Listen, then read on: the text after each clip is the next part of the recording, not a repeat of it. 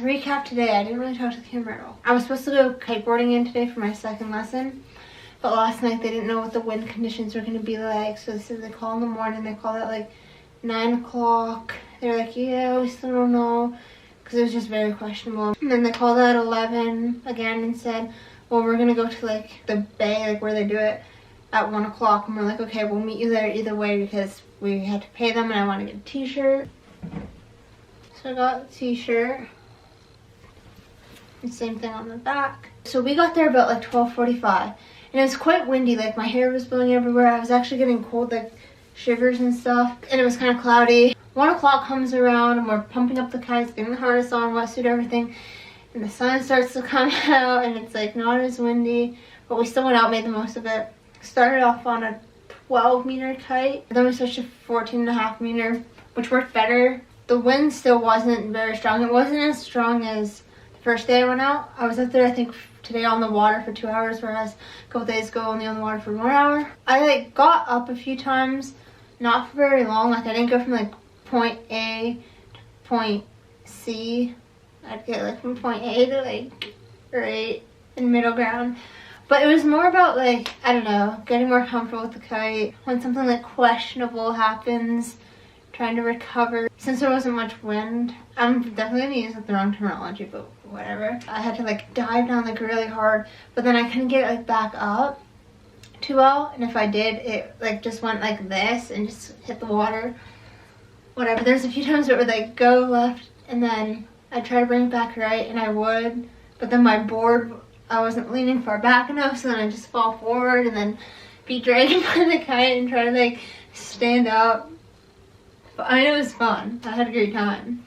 And a few times I'd like end up on my back and I'm like looking behind me, trying to like, okay, if I'm trying to go left but I'm backwards, and like go the right way and then turn back around and stand up. Good,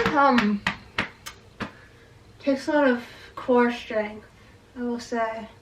Unless you're like me and you put your hand on the bottom to get back up. Well, I didn't have a long ride, I had a few fun rides. For the most part, the guy would like help me get on the board, like put the board on my feet, and then I'd get up. But one time I went too far up, so then I'd come back the other way and get the board on my feet myself. And for whatever reason, that was like my best run. Like I kind of like went up for the longest period of time. Fell right back down again, but like, oh, didn't have any like hard tumbles. So like I feel good, I'm good. No oyster shells cutting me. I feel like body drags where I'm just like getting dragged in the water. And I decided it'd be a good idea to open my mouth and not like blow up my nose, so I had salt water going in every hole. I can still taste the salt, but I'm not complaining about it because of what that means and represents. So the guy who's like professional in my eyes, he was still able to like get on the kite and like get from point A to point B, back and forth, whatever. But even he said like not great conditions and that was hard enough. Like the other day, I was like less experienced, like okay, but I would just like tilt it a tiny bit and it would like shoot me up and I'd get on my feet, but then I just wouldn't be able to like recover the kite or anything. But today I was better at like flying the kite. I just couldn't get like the board down pat, which was a bit frustrating on my part, and I felt bad because I'm like, I keep like crashing this kite and like I don't know if I just wasn't listening. Did I do like a recap of my day one? Anyways, if I didn't, I'll do it now. So I show up, introduce the guy's name. The older guy was David, younger guy JR. The younger guy was the one giving me the lesson. I liked it because it wasn't just like, okay, fly a kite, get on the water. It was like going over everything. So it was like pump up the kite, get the line off like the bar, attach the lines to So the kite, so your harness, your safety, everything. He showed me how to like put the kite in the air, so I did that for him.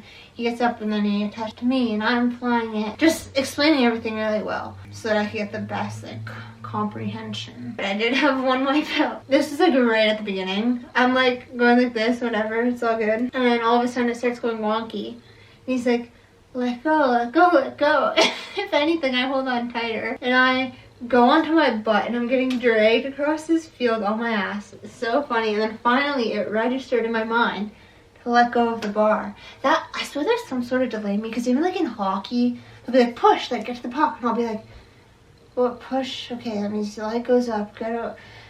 I don't know, there's just some sort of delay.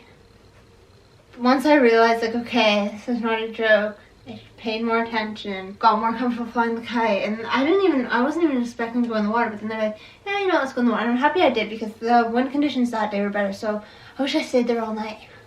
I could have. They said I'd get tired, but I don't know if it's because I wasn't putting in enough effort, but I didn't get tired. Maybe I was too excited. I don't know. Couldn't tell. So then got in the water, practice it, flying the kite a bit in the water. Today I just felt a lot more comfortable with like the recoveries, if the kite would be going down and then I'd like get it, or even in the water, like launch the kite once it went down, I got it back up on my own, which was fun. They said like if I come back in like better conditions, like, I'm sure I'll do just fine. And I was like, okay. But I go home tomorrow morning, so that's why I'm like, I would go there like every day. For me, I just like learning something new, and this isn't to sound cocky in any way, shape, or form that I'm not already good at.